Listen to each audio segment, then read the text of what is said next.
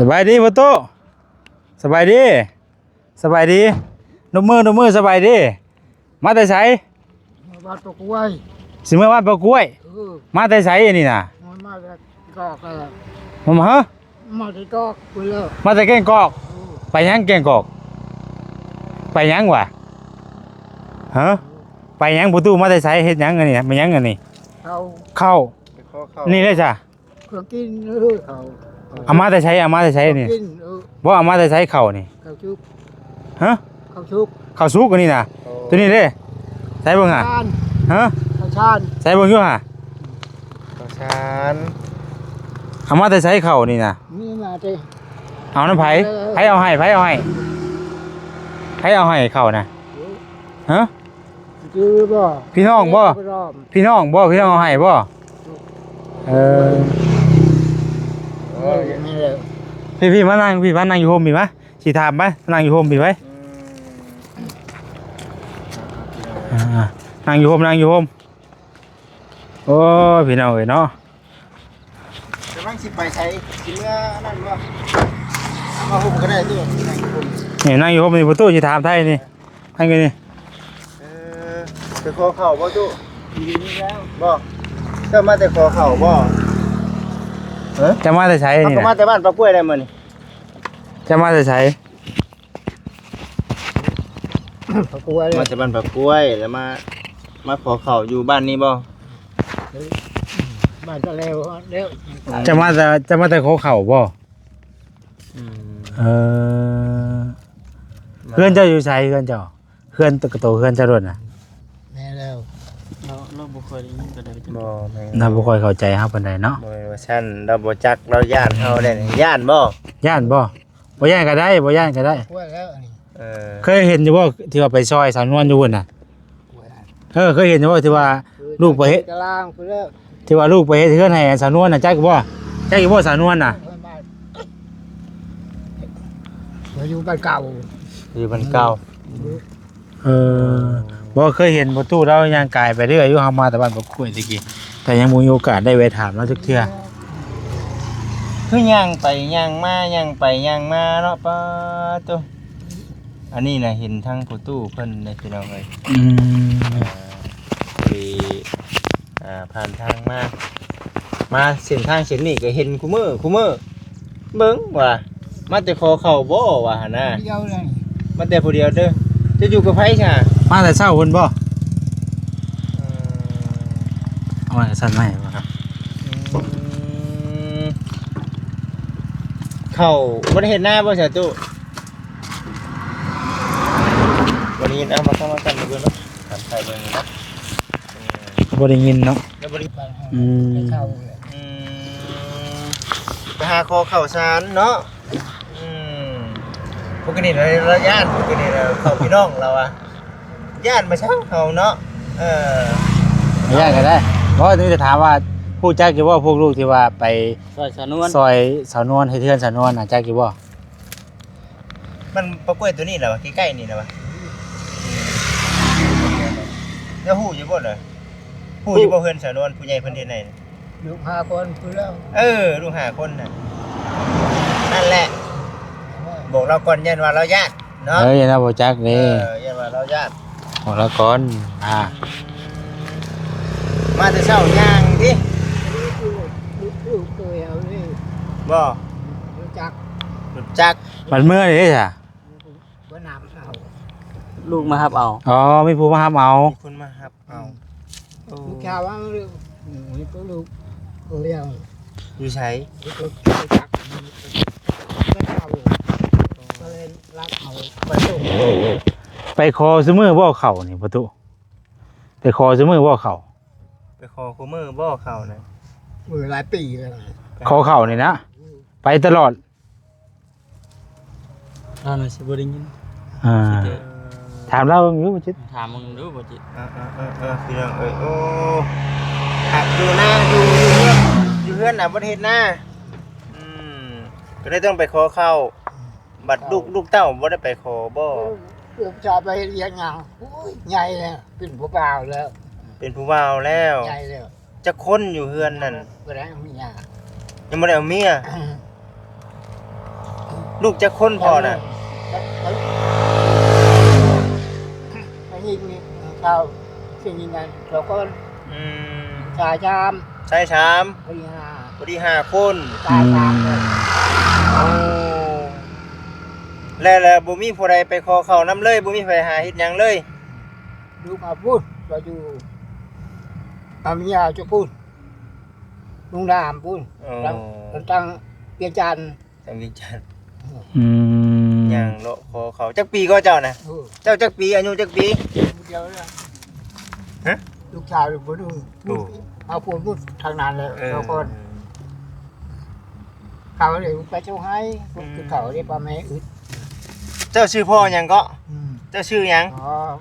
ฮะ ชื่อเอาขอเอา ขอเอากินเอาพี่น้องเอ้ยเนาะ อืม เจ้าขออนุญาตนำพ่อชื่อว่าใดๆก็เจ้าชื่อว่าใด ชื่อเอา ๆเลยพ่อหยังก็ มึงเกียน พ่อบุญเจียนพี่น้องเอ้ยจักปี หลายปีแล้ว พอเป็น ปี เพีย แล้ ง วเนาะเออ ว่ามึงตายหมดแล้ว หมู่ตายไปแล้วทางบ่จักดีว่าอายุเท่าไหร่ อยากโอ้ย บ่จักไอ้ อืม หายโลพอเข้ามาแบบนี้เนาะมันสิจักมื้อซะนี่กินนี่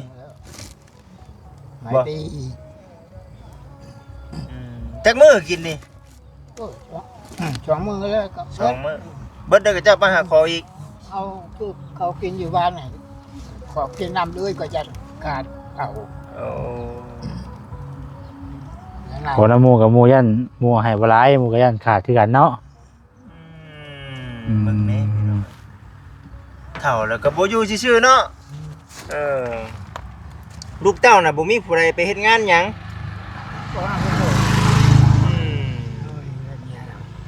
หืม โอ้ยเลย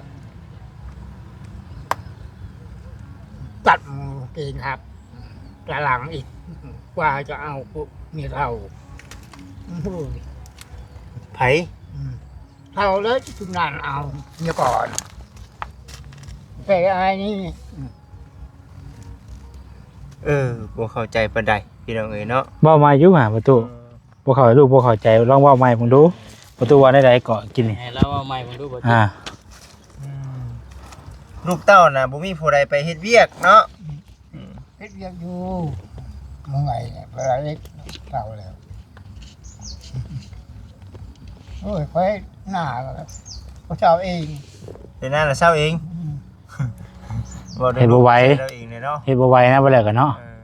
เฮ็ดน้ำบ่ไหวเลยเช้าลูกเต้าเพิ่นบ่เฮ็ดต่อบ่จ้ะ เออ อ่าบ่ประตู ทำเลยมึงอะไรเฮ้ย ฮะ คำละจังมือ เย็นค่ำบ่ ทำไรเนี่ย เออ ไกลบ่คือว่าได้เพิ่นฮ้อนเนาะย่างเจ้าพี่ไผจะมารับเอารับอยู่ใช่น่ะ เด้อ ฮะ เอ้า เพิ่งไปประตูเออเดี๋ยวประตูหยุดก่อน เดี๋ยวก่อนตู้ อันนี้เอาเงินก่อนนี่ เอาเงินให้ก่อนนี่เอา เงินซื้อน้ำกินเอา เออ เงินซื้อน้ำกินเอาอ่ะ ซื้อน้ำซื้อในกินตู้เอ้ยเออ ซื้อน้ำกินเด้อ เวลาเด้อตายหรอก ฮะ บ่ตายหรอก บ่ตายแล้วบาดนี่ เอ้ย เออ น้ำอยู่ โอเคโอเค ถ้าเฝ้าเมื่อพี่น้องไปดูแต่ว่าลูกชายเป็นสิมาหับเอาอยู่เนาะลูกชายเราสิมาหับเอาฮะเอาเลยรีบไปเลยเฮ้ยเนาะพี่น้องเนาะแล้วเมื่อแล้วบาดนี่เมื่อแล้วพี่น้องย่างเมื่อลองๆน่ะเนาะ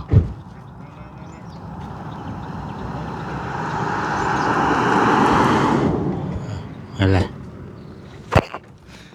ก็คุยกับเรากับบ่ฮู้ปานใดพี่น้องเนาะเราก็บ่ค่อย ก็บ่ค่อยได้ยินนะ เราบ่ค่อยได้ยินเขาต้องได้เว้ากับเราก็บ่ค่อยเข้าใจปานใดเราก็บ่เข้าใจเฮาก็บ่เข้าใจเรา คุณจำเข้าใจ ถ้าก็แต่บ่เข้าใจกันโอ้ยพี่น้องเอ้ยเราก็สิบ่มีนั่นแหละเราก็เลยเราก็สิบ่มีนั่นแหละมันจังว่ามาหาขอข้าวขอน้ำมาอยู่ไว้กินก็ได้เนาะอ่า โอ้ย อ่า นี่ก็นั่นแหละพี่น้องเอ้ย อ่า เราพอได้ซื้อน้ำซื้อในกิน อืม สิช่วยได้บ่หลายก็เอาซำนี้แหละเพราะว่าผู้ตู้ผู้นี้น่ะเห็นเรายัง ตลอดพี่น้องเอ้ยเนาะ แม่น แม่ถามแล้วก่อน เห็นบ่คือเห็นดูเข้าไปช่วงเข้าไป แต่ว่าเฮือนชนวนน่ะก็เจ้าว่าเฮาว่าสิจังว่าแบบขี่รถกายไปสินะพุดไปเลยสินะ อันนี้นะเพราะว่าสิมีคนมารับเราอยู่อันนี้พี่น้องเอ้ย แม่น ก็เลยบ่ได้เมื่อส่งเพิ่นได้ แต่ว่าสิมีคนมารับอยู่แล้วว่ะแล้วหยังก็เลยบ่ได้มาส่งเพิ่นพี่น้อยเนาะ โอ้ยพี่น้องเอ้ยเนาะเอาทักทายสบายดี FC ทุกท่านระยะเดินทางเมื่อก็ใกล้สิฮอดเมืองแล้วล่ะพี่น้องเอ้ยเนาะ นี่อันนี้เฮากายแล้วบ่อันว่าต้นตาล นี่ดิ กายแล้วเนาะ ต้นตาลร่างกายแล้ว ต้นตาลดูแกงกอกเมืองจำพรพี่น้องเอ้ยเนาะประมาณนี้เส้นทางต้นตาลงามเลยเห็นบ่ต้น ตามคักเลย ตาลงามพี่น้องเอ้ยต้นตาลลายแถวนี้เนาะ นี่เนาะเราก็ได้เนาะครอบครัวเราจะเป็นจังได๋เฮาถามกันเรายังบ่เข้าใจนะเพราะว่าได้ยินแน่หรือว่าบ่ได้ยินแน่นะพี่น้องเนาะเรา โอ้ ก็ เข้าจนแรงบ่ได้เนาะโอ้ เจ้ายังเจ้าเกี่ยวเขาได้ยัง เกี่ยวไปแล้วทางเฮาว่าสิเฮ็ดอันนี้เก็บเกี่ยวเลยบิดแล้วทางนี้ เห็นหน้าปีแล้วบัดนี่เห็นหน้าปีบ่ได้ทางนี้ท่วม โอ้น้ำท่วมเลยเด้อท่วมนี่เราได้พี่น้องเอ้ยเนาะท่วมธรรมดา ยามฟ้ายามฝนมาเลยโอ้โหมากันขนเข่าเซลคนเอารถเกี่ยวรถทางนี้ให้ หวานโดนติหวานแล้วก็เกี่ยวด้วยเนาะรถเกี่ยว ไปดูนะหยากับพ่อญาตินะ เกี่ยวห้ามเบิดเลยเอาทั้งหยาทั้งเข่าโอ้ยอะไปยังไงเอาหอดขัวแกงกอกเลยพี่น้องเอ้ยเนาะเอาสุขอโตจบคลิปไว้สำนี้ก่อนเด้อพี่น้องเด้ออยู่ดีมีแฮงบ่สุขูสุคนเด้อพี่น้องเด้อเนาะกลับก่อนแล้วบาดนี้สบายดีพี่น้องเอ้ย